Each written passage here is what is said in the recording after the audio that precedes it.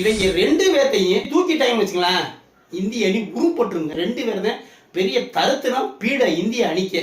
சரி, ஒருத்தன் போனா இன்னொருத்தன் ஆடுவான் அப்படின்னு ஒவ்வொருத்தன் மேலையும் நம்பிக்கை வச்சா கடைசி வரைக்கும் எவனுமே ஆடலைங்க.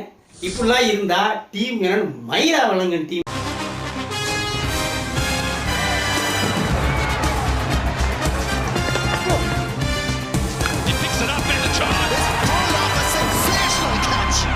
இது வரைக்குமான தோல்விகள்லயே ஆக கேவலமான மோசமான தோல்வினா இந்த போட்டியில அடைஞ்ச தோல்விதான். கிட்டத்தட்ட 125 ரன்கள் வித்தியாசத்துல ஒரு படு தோல்வியை சந்திச்சிருக்காங்க. ஏற்கனவே 80 ரன்கள் வித்தியாசத்துல நியூசிலாந்துக்கு எதிராக தோத்தது தான் ரன்கள் வித்தியாசத்துல மிகப்பெரிய தோல்வியா இருந்தது. இது அதையெல்லாம் பீட் பண்ணி மிகப்பெரிய படு தோல்வியா அமைஞ்சு போச்சு. இந்தியாவுடைய பேட்டிங் ஆர்டர் உலகத்திலேயே மிரட்டலான பேட்டிங் ஆர்டர். உலக நாடுகளே பார்த்து பயப்படுவாங்க. அந்த டாப்ல 4 பேர் வந்து அடிக்கிற அடியில கதிகலங்கி போயிடுவாங்க. அப்படி இப்படின்னு பில்டப்பை கொடுத்து இவங்க மனசுல பெரிய ஆளு அப்படிங்கிற ஒரு பிம்பத்தை உண்டு பண்ணிட்டாங்க. அதுக்கு என்ன காரணம் அப்படின்னா, இந்தியாவில் ஐபிஎல் மாதிரியான போட்டிகளில் நல்ல ஃப்ளாட் ட்ராக்கை தயார் பண்ணி வச்சுக்கிட்டு அல்ல 2 குண்டா சோத்தை தின்னுட்டு இறங்கி அடிக்கிறாங்கவும் ஃப்ளாட் ட்ராக்ல பவுலருக்கு பந்து எடுபடவே செய்யாது. நல்லா போடுவோன்னு போடுவாங்க. சிக்ஸரும் பவுண்டரியுமா பறக்கு. கம்மியான பந்துல அதிக ரன்கள் அடிச்சு ஸ்ட்ரைக் ரேட்டை எக்கச்சக்கமா வைப்பாங்க. இதையெல்லாம் பார்த்துட்டு தான் இவங்கெல்லாம் வந்து மிகப்பெரிய ஹிட்டர்ஸ், எவனும் பக்கத்துல போக முடியாது அப்படி எப்படின்னு சொல்லிட்டு பெருசா வந்து ஒரு புகழாரத்தை சுட்டி வச்சிருந்தாங்க. இப்ப அப்படியே அயர்லாந்து இங்கிலாந்துக்கு அடுத்த டூர் வராங்க. அப்படியே உள்டாங்க, டோட்டலா மாறிடுச்சு. ஒருத்தன் கூட ஆட மாட்டாங்கிறான். அயர்லாந்துல 2-0ன்னு ஆக லோக்கல் டீம்கிட்ட வாஷ் அவுட் தோல்வி ஆனாங்க.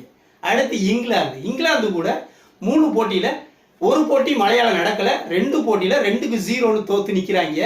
அதுலயும் இந்த 2வது போட்டி படு தோல்வி, ஆக கேவலமான தோல்வி.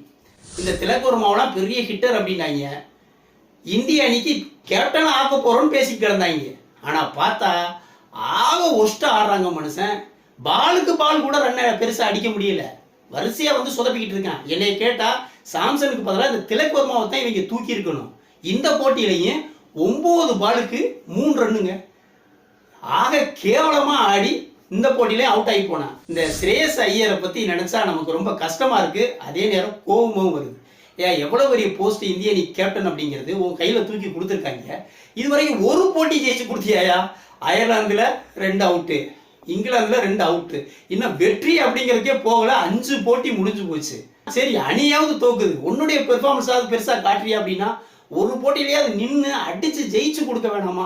ரொம்ப ஒரு லோவான ஒரு சிச்சுவேஷன்ல ஒரு கேப்டன்கிறவன் அணியை தூக்கி தன்னுடைய தோல்ல சுமந்து ஜெயிச்சு கொடுக்க வேணாமா?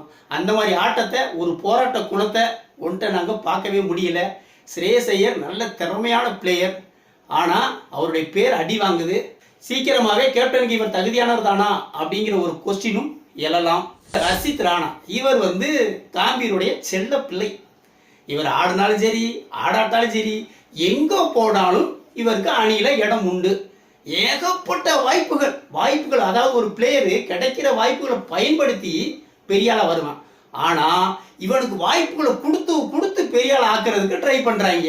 அதே மாதிரி இந்த நிதிஷ்குமார் ரெட்டி ஏற்கனவே ஸ்குவாட்ல இருந்திருந்தான்.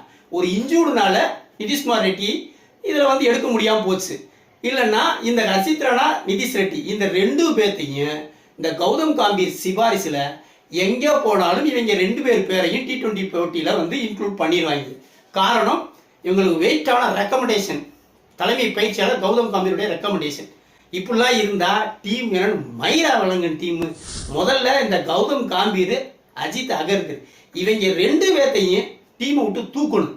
யார் பயிற்சியாளர் பதவியில இருந்தும் தேர்வுக்குழு பதவியில இருந்தும் 2 பேர்த்தையும் தூக்கிட்டாங்க வச்சுக்கலாம், இந்திய அணி உருப்பட்டுருங்க. உண்மையாவே சொல்றேன், இவங்க 2 பேர் தான் பெரிய தருத்துனா பீட இந்திய அணிக்க. ஏற்கனவே சஞ்சு சாம்சன் ஓப்பனிங்ல ஆடிக்கிட்டு இருந்தாப்புல. அயர்லாந்துக்கு எதிராக 2 போட்டியில ஆடல, இந்த இங்கிலாந்துக்கு எதிராக 1 போட்டியில ஆடல, 3 போட்டியில மட்டும் ஆடலைங்க. உடனே சஞ்சு சாம்சனை தூக்கிட்டாங்க. எப்பன்னு இருப்பாங்க போல. எப்ப சஞ்சு சாம்சன் சறுக்குவான் தூக்கலாம்னே அப்படியே முடிச்சுக்கிட்டே இருப்பாங்க போல. சஞ்சு சாம்சன் மட்டுமா ஆடல, திலக் வர்மா ஆடல, பெருசா ஆடல, இசான் கிஷன் பெருசா ஆடல, சிவம் துபே ஆடல, அக்சர் படேல் ஆடல. இவங்கள யாரையாவது ஒருத்தரை தூக்கிட்டு ரீப்ளேஸ் பண்றது சூரியவன்சிய, அதெல்லாம் தெரியாது. சாம்சன் சரியா 1 ரன் போட்டி ஆடனா உடனே தூக்குவோம். இதெல்லாம் என்ன மாதிரி மனநிலைடா, என்ன மாதிரி மைண்ட் செட் இதெல்லாம் எனக்கு ஒண்ணுமே விளங்கல. சாம்சன் இந்த போட்டியில இருந்திருந்தா ஓரளவு மனுஷன் சூப்பரா ரன் அடிச்சிருப்பான். நான் கண்டிப்பா அடிச்சு சொல்றேன். அவனுடைய எக்ஸ்பீரியன்ஸுக்கும் திறமைக்கும் நிச்சயமா இந்த பிச்சில் இந்த மாதிரியான ஒரு கேவலமான தோல்வி வந்திருக்காது. இந்திய அணி 2-0 அப்படின்னு பின்தங்கிய நிலைமையில இருக்கிறாங்க. இன்னும் 2 போட்டி இருக்கு. இனிமே தொடரை ஜெயிக்க முடியாது, வாய்ப்பே இல்லை. இந்த 2 போட்டி ஜெயிச்சா தொடரை சமன்படுத்தலாம். இந்திய அணி இதுல இருந்து மீண்டெழுந்து தொடரை சமன்படுத்துவாங்க அப்படின்னு இந்திய ரசிகர்கள் நம்புறாங்க. பொறுத்திருந்து பார்ப்போம். வீடியோ பிடிச்சிருந்தா லைக் கமெண்ட் பண்ணுங்க, குறிப்பா சப்ஸ்கிரைப் பண்ணுங்க. மற்றும் ஒரு வீடியோவில் சந்திப்போம். நன்றி.